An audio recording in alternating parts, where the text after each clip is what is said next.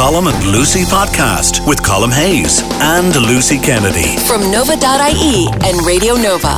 I just can't work with you anymore. Right. No, it's okay. It'll get better. I swear to God, it'll get better. Will it? I swear to God, it's going to get better each day. What is on the way? I don't even know what's happening anymore. All I know is that we need a doctor in the house, and thank God Dr. Kennedy is around. And we'll be talking Lycra as well, folks. It's all on the way. It is the best of the Colm and Lucy Breakfast Show. It's the best of the Colm and Lucy Breakfast Show on Radio Nova. Alrighty. Knits, verrucas and bad backs coming up.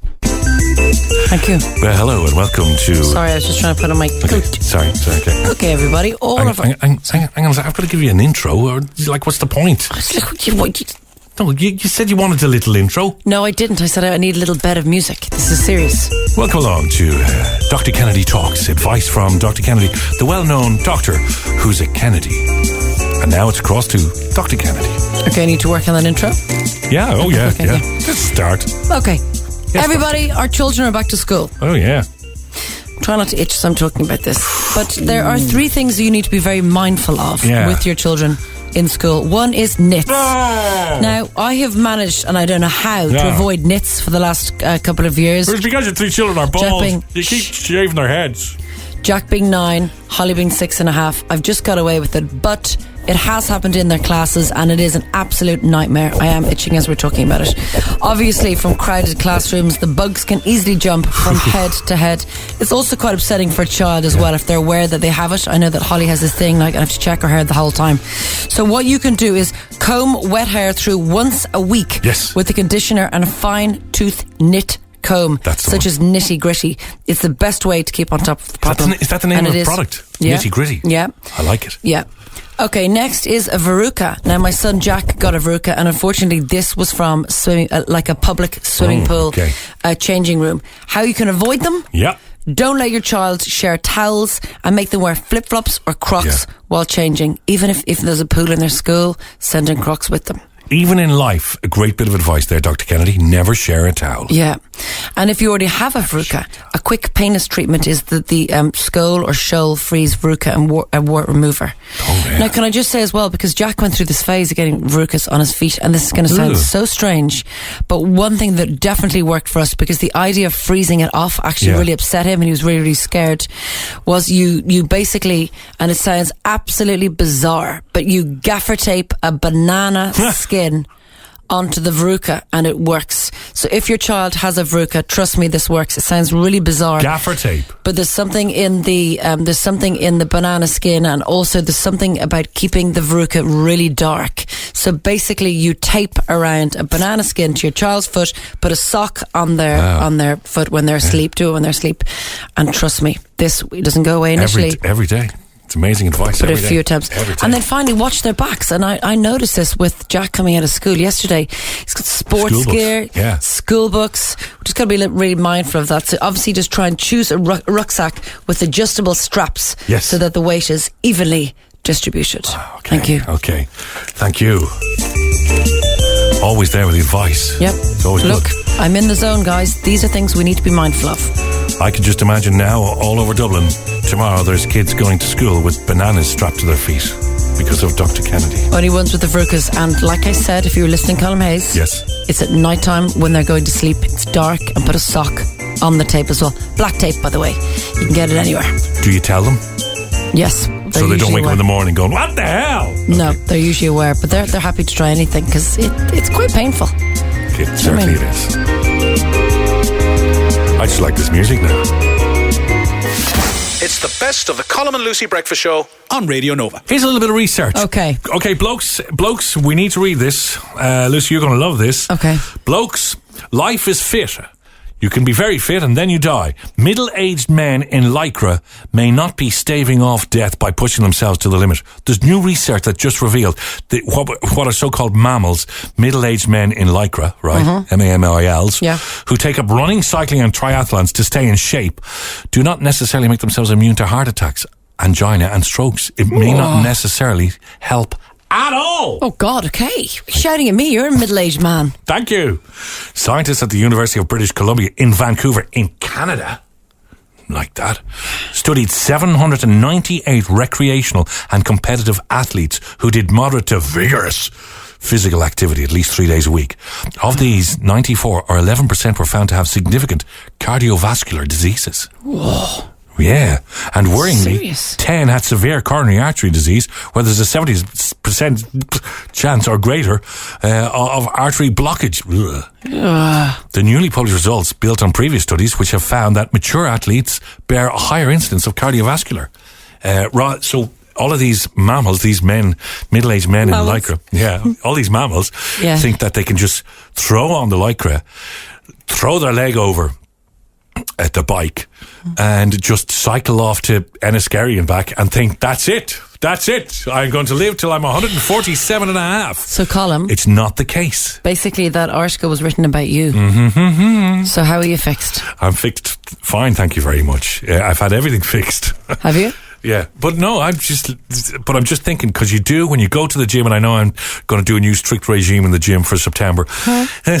When you go to the gym of an evening, you see these blokes that are, similar age to mine, and their face is red, and they're pumping, and they're sweating, and they're sort of dragging themselves on all fours. They're in the spinning class, and you're looking at it going, oh my God, do I look like that? Yes. Do I? Yes. Really? Yes. Well, maybe I just need to be careful. Yeah. And it's also, you see the blokes that suddenly take up golf, especially like 48-year-old, 55-year-old bank managers, and they have these big blood vessel-y faces and big boiling bellies that squeezing past their shirts, and the buttons are popping all over, and they say, well, I just do a little bit of golf and it makes me healthy. Half of them die on the 18th green. Wow. Any more good news for our 55-year-old listeners? No, that's it. It's the best of the Colm and Lucy Breakfast Show on Radio Nova. Are we talking about housemates from hell? We are. Listen to this, guys. I lived with a weirdo. Because I was watching your favourite programme last night. Because you love primetime. Love primetime. Love primetime. Yeah. Didn't watch it last night, though. I was too busy in the downward dog. Oh, okay. So, yes, the yoga. Yeah. More about that later. But anyway, I was watching primetime. Yeah. And they did this thing on student accommodation, because you can't get accommodation anymore. But they showed the new student accommodation. Now, there's been a building just built down the road from us, right beside the Gibson. And was it Richard Downs? I think the reporter went in to have a look at student accommodation nowadays. My God! Really? It's unbelievable, right? Well, not everywhere. No, the new accommodation that's been built, the new ones. So these are private. So it's about $1,000 a month. You've got a fantastic room. It has full Wi-Fi. It's a little kitchen. Okay, some of them have bowling alleys inside it. They also have snooker rooms, pool rooms, and one of them has a cinema. Okay, this is pretty impressive. Yes, it is. So everyone in the evening could go down and obviously decide on a movie, or are they working the movie? And there's another one as well. So if you stay in the very top, which is like the penthouse suites for students, right? Mommy and daddy are pretty rich. How much would mommy and daddy have to pay? At that stage, mommy and daddy are paying about $2,000 a month, right? They have a concierge for students. So you can ring him down. He'll run up and he'll take your jocks off and get them dry cleaned. Wow. As a student, I was just looking at this going, you have no idea what we went through when we were growing up. Like, you just have no idea compared to some of the... I wonder how quickly they'll rent, though. They're all rented. They're gone. Okay, they're gone. So we need 25,000 student rooms in the next 5 or 6 years. There's 14 or 15,000, I think, coming online in the next 2 years. They're all gone.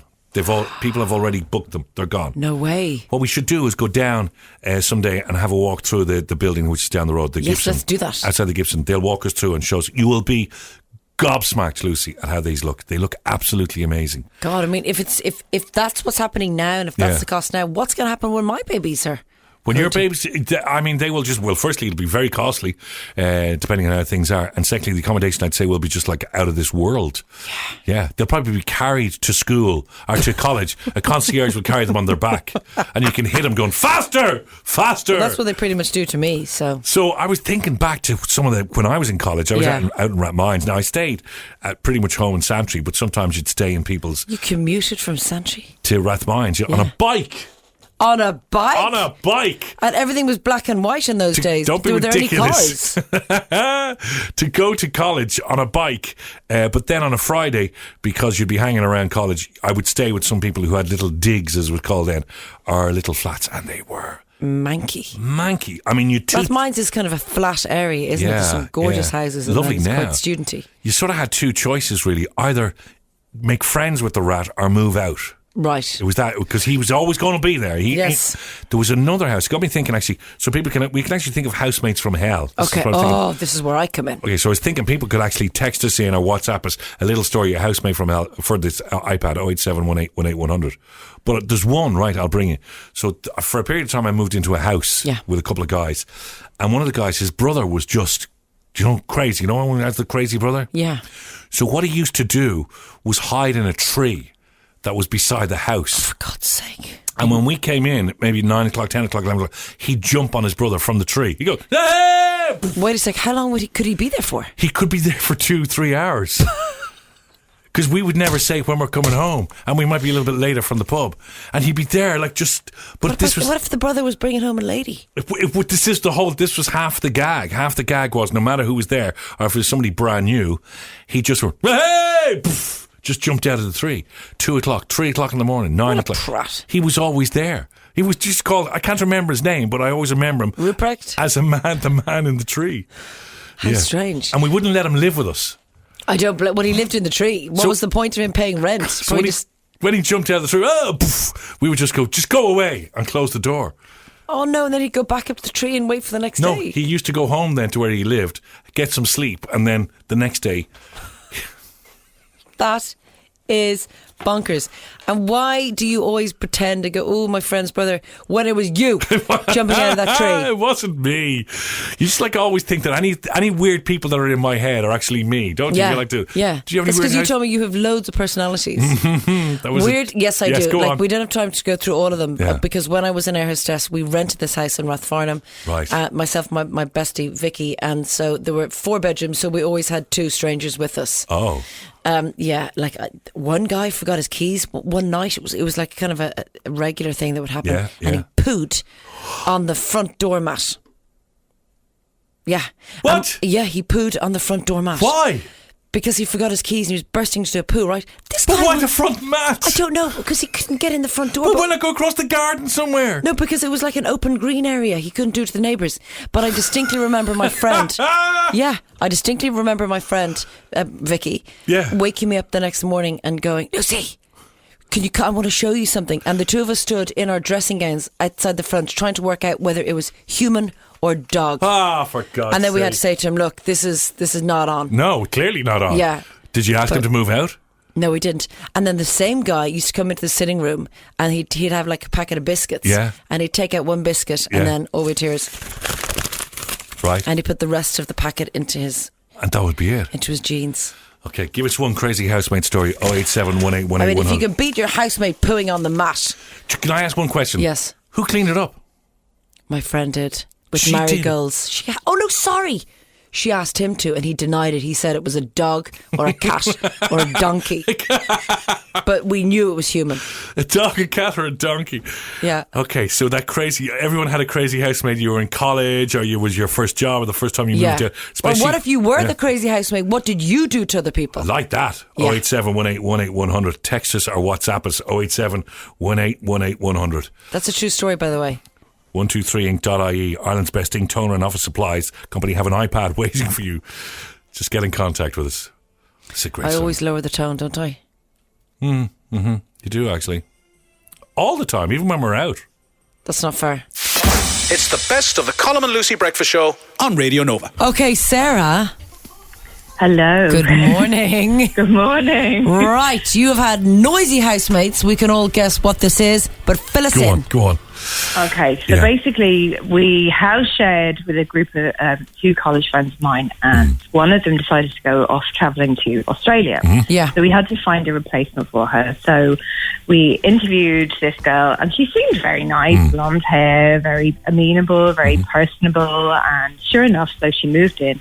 She was originally from South Africa, but she was actually English. She'd lived over there for years.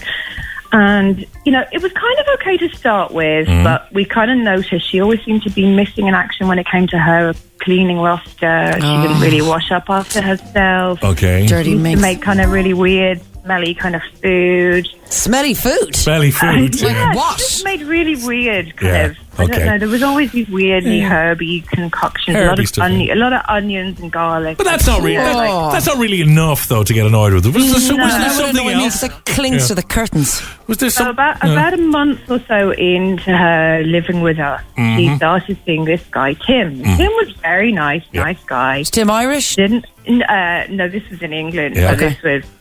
Tim was very very English. Yeah. Very proper, very nice English boy. So anyway, we started to kind of notice that at night time things got a bit noisy. Hang on, things got a bit noisy.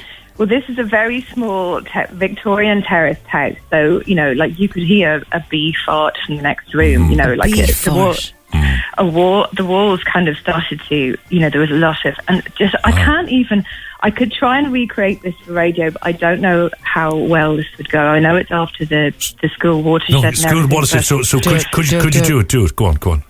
She'd kind of start with this. Kind of sound, and it just would escalate from there. But like it's the only thing I can describe it was a bit like a wild fox. In the wild, they're going.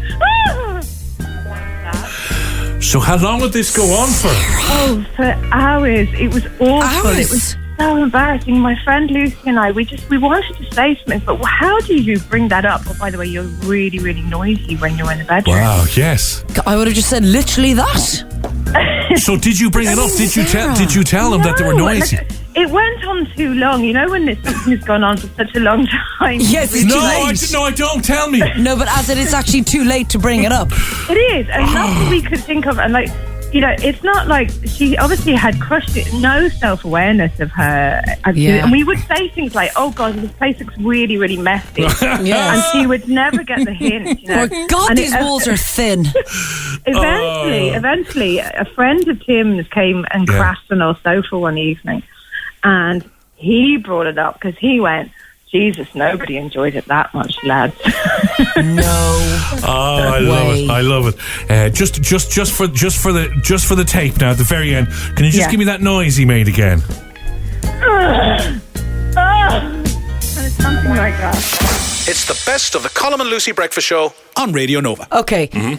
During the week, we had the pleasure of speaking to a Guinness World Book holder winner who's got a sausage, and his name is, just listen to this. The man is famous. He is Barry John Crow from County Cavan. Good morning, Barry John Crow. Good morning, Barry. Good morning, guys. How you doing? Good morning. So, you are now in the Guinness Book of World Records. Wow. Correct, yes. How did this even excitement. And just to say, you're in the Guinness Book of World Record for the most sausages made in minutes. So please tell us how many sausages you can make in minutes. Yeah, it was 78 sausages hand-linked in 1 minute. Okay, a couple of questions. How did this even come about? And just fill us in. Yeah. How long are you a butcher? Well, look, my father has a butcher shop in Cavan now the last 40 plus years now. I'll not just say exactly many years. He might give out to me for losing his age and everything. Yeah. But it's a family business that we've here now. My brother Fergus has actually took it on, and his son Aaron is now involved as well. So it's all hands on, and I've been making sausages here now in the shop since I was 8 years of age. You've been making sausages since you were 8? Yes, correct. Wow. So what's the knack to making a sausage, Barry? Look, it's plenty of years of experience, as I said, and just stuff and twist. Yes, stuff and twist. That's the way of putting it, Lucy. Stuff and twist. Okay. Thank you. And to stuff and twist. Now to get to that point of 78 sausages, do you time yourself? Is your dad timing yourself? Is there a competition, a sausage making competition? Not necessarily an actual making competitions. No.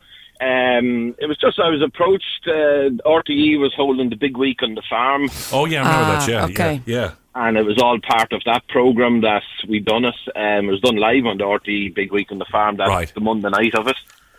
And yeah, it was good excitement doing it now. Very exciting. So did you have to up it to 78, or is 78 what you generally do? Well, look, and we'll say we done it at 78. I not like to say I could do more, but sure, yeah, it had to be tried. I could. Who knows? So, is there? Did you break the record? Are you the first to do the record, or is there a butcher somewhere else in the world that has done 77? There was a record held in the UK at 60 sausages. Oh, you smashed that! Yes. Yeah, come on, Ireland! You smashed that, didn't you? Well done. What do you win? What do you get? Do you get dosh? Do you get a medal? Do you get a trophy? Well, look, it's nice to have a lovely Guinness World Record certificate hanging behind you. That's the main. A certificate, yeah. And I presume you get a free manual. Whatever it's called, annual book. Guinness Book of Records. En route. En route. Well done, Barry. That's great. Yeah. Very exciting. Will you go on like a sausage making tour? Are you a sausage making celebrity now, or will there be a show called the Sausage Show? Do you have an agent? Do you have an agent? Well, maybe we'll get Lucy to come and live with us and make a few sausages during the summer. Barry, you had me at sausage. Yeah, okay. And again, we've just made the promo. So listen, Barry, you're all over the papers today. You're looking Congratulations. good. I've never seen one man handle so many sausages. You'll see it in the front page of the Examiner. So thank you so much. Listen, enjoy your day and enjoy your fame. Will do. Thank you very much. Bye, Barry. Thanks for talking to us. Bye, Barry. Bye, Barry. Here's Barry. Love you, Barry. I love Barry. Call me Barry. It's the best of the Colm and Lucy Breakfast Show on Radio Nova. We were just thinking, what is the oldest thing you actually have in your house? Now, it doesn't have to be a device. It's just the oldest thing. And we're not talking people. We're not talking humans. Like, No, obviously, no. Richie's very old, but he's not the oldest thing in my house. So you then said, God, will you hear this? This is My the dead oldest. great aunt. No, you don't have a dead great aunt in the house. Yeah, sorry. No, her chair. Oh, her chair. Her chair. How? So I love old things, kind of antique things. Yes. And our house isn't antique at all. So I love the idea of kind of new and old. Anyway. Right, yeah. Rich is quite rude about it. Okay. And I love it. I absolutely love it. It's not the most comfortable, but I have nice memories of it, but I'm not allowed to bring it downstairs. You can't bring your... Stay up in the attic. You can't bring your dead great aunt. Her name was Nancy. Isn't that a great name? Oh, Nancy. Was she a Nancy? Was she Nancy? Any thoughts about my dead great aunt? No, I'm just saying Nancy is a nice word. It's a nice name. I know, but you were rubbing your thighs. I was not rubbing my thighs. Yeah. So can you just tell us, when did Nancy die? So she would have died maybe about 20 years ago. And did she... He reckons there's a bang of death off the chair. He's probably right. Did she bequeath it to you in a will? No, I basically nicked it from her house. So did all your family just get into it as soon as she... We killed her. No, what happened was... my mum got loads of furniture from her. So I said, I love that chair. And like I always do, and this is why myself and Rich have such a successful 20-year relationship. Yeah. I don't tell him. I just do these things. And he came home one day and went, what the hell is that? And it's not staying here. And I said, yes, it is. Okay. But I'll put it in the attic. So how old would you imagine it is? I'd say the chair is probably about 100 years old. What age was Nancy when she... Croaked it? Yeah. She would have been about 80. Wow, and that was about 20 years ago. And do you remember as a kid, was this something that you sat in? Or? No, I just like the colour. What colour is it? It's orange and pink. No, it's really bad. Actually, even talking... I shouldn't talk about it because I don't want to remind him that it's there. Where is it? In the attic room. Oh, that's like quite sort of creepy, It's isn't it? It is a little bit creepy. Yeah. It's kind of like Psycho, but she's not sitting on it. But I put a cover on it, so I think he's forgotten. Okay. So the oldest thing in your house is your dead great aunt Nancy's orange chair. Yeah. All right, okay. Yeah. You go. I'll get back to mine in a few minutes. Oh, no. Yeah, because there's a bit of a story attached to it. Yes, and I know exactly why. Yeah. And because you're going to try and come up with something that's No. greater than my story. No, it's to do with an ex-South African ambassador and a divorce. But anyway, I'll tell you about that in a few minutes' time. But so we're wondering with people, what is the oldest thing in your house? Because we're talking about those stuff from the 70s. The oldest thing that you have in your house. Just text us 087 18 100 or WhatsApp us on the same one. And they're coming in already. My wife, says a guy. Ah, come on. That's too obvious. Now he's a dead man walking. Yeah. Does part of the house count? Because somebody has a vintage train carriage in their house. It was built in 1919 and it's pretty cool. Did they just text that in? Yeah. Could we have a photo of that, please? They've a vintage train carriage? Yeah. In their house. Okay, we'll get that. Love our listeners. I think we'll have to have a call with that certain gentleman or lady. It's the best of the Colm and Lucy Breakfast Show on Radio Nova. Good morning, Paul. Morning. How's it going? Not too bad. How's it going with you? Hey, Paul. Not too bad. we're pretty much convinced that you are the winner of our competition, but what is it that you have? Yeah, I'm pretty convinced. Tell me the story. What is it that you have? Okay, so the origin of it is kind of something that was handed down, and then I ended up doing a swap for it. Okay. But it's a passport belonging to a reasonably well-known Irish rocker called Phil Lynott. Wow. Okay, you've got Phil Lynnott's passport. Yeah, so it's from 79. It's at home now. I must send you in. So I must tweet you in some pictures of it when I get home. Do. But it's from 79. Okay, and a friend of mine got it a couple of years back there. Just to know, how did somebody end up with Phil Lynnott's passport? Well, apparently he wasn't very clever with passports. He had a lot of them. So in a way, it's not unique, or it's probably not rare. Right. But it's really cool, and it's in great condition. And he was kind of well known for losing them all the time. All right. So he kept getting issues and stuff. But this one has stamps and stuff on it, and it's a black and white photograph. But it's just really cool.